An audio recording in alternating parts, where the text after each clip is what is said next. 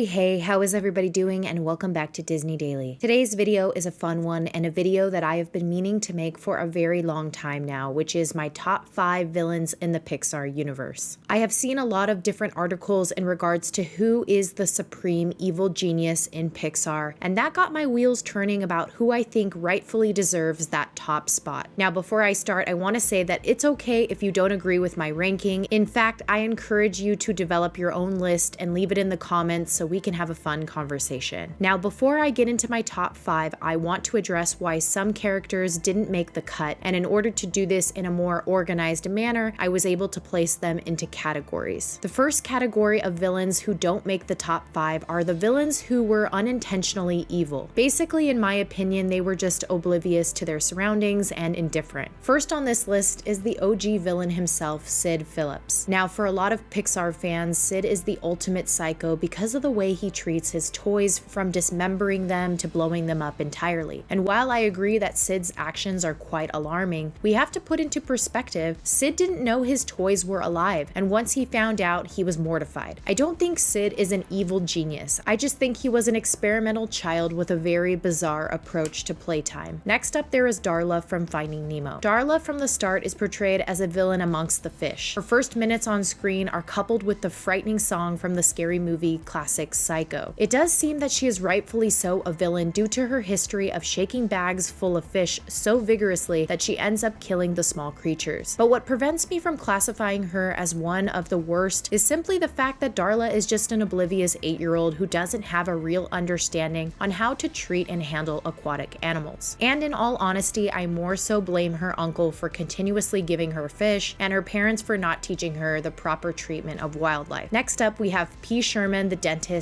and Darla's uncle. Sherman is another villain I don't consider to be inherently evil. He is most certainly a disturber of the peace when he ventures out into the wild and selfishly captures fish in their natural habitat. And instead of letting them go, he takes them back to keep in his tank. But I don't think Sherman is doing this with ill intent. In fact, I really don't think he sees that what he is doing is problematic. And although he puts the fish in a small and pathetic tank, at least he tries to give them a good home by taking care of them and monitoring the tanks at all times to ensure their comfort and safety. So while he is technically a villain, I don't think he deserves to be in the top 5. My next category of villains are what I call the troubled past. These particular villains had enough of a traumatic past that I could understand why they decided to turn evil, and therefore I gave them a pass. My first villain in this category is Stinky Pete from Toy Story 2. Now, I'm quite aware that Stinky Pete is both calculated and manipulative. I mean, clearly he not only tricks Woody, but he tricks Jessie and Bullseye as well. Not to mention, Stinky Pete frames Jessie, someone who had been with Stinky Pete for years and had showed him a sense of belonging. I also acknowledge that pretending he cannot venture outside his box clearly demonstrates that he is a compulsive liar. However, Stinky Pete had a sad story, and he wasn't always evil. Stinky Pete tells his Roundup members that he spent his life on a dime store's shelf watching every other toy be sold, and you have to imagine that could really take a toll on a toy's psyche, especially since toys are made specifically to be played with. I think Stinky Pete started out with a broken heart and it just spiraled from there. Stinky Pete doesn't deserve a top villain position in my opinion because he never really tried to harm anyone. Granted, he did rip open Woody's arm, but with that axe of his, he could have done a lot more damage and he chose not to. I think in his mind he wanted his fellow Roundup members to see that a child was a waste of time, which given his experience makes sense. The next villain that didn't quite make the lineup was Evelyn from The Incredibles 2. Evelyn was by far one of the most sneaky and ruthless Pixar villains. She had everyone convinced, including her own brother, that she was just the tech-savvy brains of the operation, working to help the supers get accepted back into society's good graces. One of the main reasons why Evelyn isn't in the top 5 is because of her troubled past, which triggered her to become an anti-super individual. Evelyn carried with her a lot of grief, which stemmed from the passing of her parents. Her father was killed ultimately because the supers he trusted weren't there to save him, and her mother passed away shortly after due to heartbreak. It is because of this that Evelyn took a different approach to supers than her brother. She didn't trust them and felt they were a danger to society. At the end of the day, Evelyn thought that what she was doing was right, and I can't really fault her for that. Next up is Randall Boggs from Monsters Inc. I know Randall not making it into the top 5 is going to make some people upset with me, but please hear me out. I don't consider Randall to be a top villain for many reasons. One major reason is when I look at Randall's past in Monsters University, it makes sense why he is is the way he is. Randall was just always seeking acceptance. He wanted to fit in and be acknowledged for his successes, and Randall continues this quest for acknowledgement throughout his whole entire life. Even in Monsters, Inc., he is seeking approval and acceptance from his peers and his boss. Additionally, I never saw Randall as the main villain in that movie. Randall, in my opinion, was just a pawn in Mr. Waternoose's plan to revolutionize the scare industry, and while we can theorize that he might have hurt Boo, we actually don't see him do it even when he has her in his possession. My last category for villains that didn't make the top 5 are those who ended up turning good in the end. My first villain in this category is the playful Gabby Gabby from Toy Story 4. From the moment Woody and Forky enter the antique shop, it is clear that Gabby Gabby is a doll who will stop at nothing to get what she wants, which is ultimately Woody's soundbox. However, to me, Gabby Gabby is not a vengeful or violent villain. Instead, she is just a bit obsessed and compulsive. Although she takes Forky hostage, the soft-spoken doll is not only kind to him, but befriends him. Additionally, Gabby Gabby never hurts anyone. All she really wants is for Harmony, the antique shop's granddaughter, to notice her. Ultimately, the toys come to the conclusion that Gabby Gabby is not an evil villain, and they actually try to help her achieve a happy ending. Now, the last two I want to mention don't fall into any of these categories per se, but they were big enough villains that I had to address them. First, there's Mr. Waternoose from Monsters, Inc. Now, there is no doubt that this monster is beyond twisted. I mean, he even says he would start kidnapping children if it meant saving his company. Not to mention, he is very two-faced and calculating. His company, including Mike and Sully, believe him to be a good and honest boss, and are actually fixated on Randall. But little do they know Randall is just a pawn in Mr. Waternoose's grand plan. Mr. Waternoose, in my opinion, does have a redeeming value, which is that he really was looking out for the future of monsters. The company was beginning to hit some hard times, and he knew not only would all of his employees lose their jobs, but a whole society would no longer have energy to power the city. And of course, he was worried about his company name, but I couldn't bring myself to put him in the top 5. The last character I want to mention is Chef Skinner from Ratatouille. Chef Skinner is a paranoid, short-tempered, and envious little man who really ends up being the biggest rat of them all. Now, although Chef Skinner goes to great lengths to bring down Linguini and Remy, in my opinion, he couldn't have been that bad to begin with. You see, Chef Skinner must have at some point been a loyal, kind, and trustworthy person, because Chef Cousteau stated in his will that Skinner would inherit the late chef's business interests, and it would become his permanently if no heir showed up after 2 years. I don't think if Cousteau felt he was a disingenuous person, that he would leave his cooking legacy behind to him. Okay, here we are, finally, the top 5. Coming in at number 5, we have Hopper from A Bug's Life. Hopper is the definition of the ultimate villain. He is cutthroat, crooked, and barbaric. He shows no mercy to the poor ants and selfishly has them harvest food for his species solely to keep them in line and in check. What really makes Hopper so terrifying is that he is capable of killing his own kind, which we see happen in the movie. Not to mention, he would kill his own brother if it wasn't for the fact that he promised his mother on her deathbed he wouldn't, this making him one of the top Pixar villains. Number 4, Lotso the strawberry-scented bear in Toy Story 3. Now, I will admit that Lotso had a heartbreaking past with his former owner, but that really doesn't excuse his continuous torture he knowingly inflicted on toys at Sunnyside over and over again. Lotso is the definition of deceptive. He lured all sorts of toys into the establishment with a false sense of hope. But what truly makes Lotso one of the worst is his willingness to kill Woody and the gang without a second thought. This honestly leading to one of the most heartbreaking scenes in animation history, in my opinion. So this sadistic toy rightfully earns his spot at number 4. Number 3, Charles Muntz from Up. The once successful and prestigious explorer became a laughingstock of the science community after he was accused of faking his discoveries. This event forever changed Muntz, who became obsessed with proving himself and capturing the glorious bird Kevin. This obsession leaves Muntz down a dark and dangerous spiral that eventually leads to him murdering travelers. For me, once murder is involved, this puts the villain pretty high on the ranking, thus Muntz is number 3. Number 2, Ernesto de la Cruz from Coco. Ernesto is by far one of the most wicked and twisted characters in the Pixar world. His whole life is based in a lie, and he never once stops to take ownership for his continuous wrongdoing. Even in death, Ernesto milks the idea that he is a self-made star who deserves praise and recognition. However, not only do we learn that Ernesto is a thief who steals Hector's music, but he is a murderer who kills his own best friend to remain at the top. This solidifying Ernesto's place at number 2. Alright, drum roll please. At the number 1 spot, it is none other than Buddy Pine, aka Incrediboy, aka Syndrome. Buddy is everything that a villain should be and more. Now, I will say that I feel bad for him because his whole life of evil doing could have probably been avoided if Mr. Incredible had just noticed him. But instead of turning into a hero himself, Buddy took a different path. He vowed that if supers were going to reject him, then he would make them pay, and that's basically what he did. Syndrome becomes an evil genius that develops and uses destructive technology to kill off supers. One of the main reasons why I put him at number 1 is because his body count is one of the highest. Another reason why I put him as number 1 was because of his determination. He wasn't planning to stop until he had destroyed all superheroes. Well, that concludes this episode of Disney Daily. I hope you liked this ranking video. My question for you all is, who is your favorite Pixar villain? As always, thanks for being my guest here at Disney Daily. Until next time.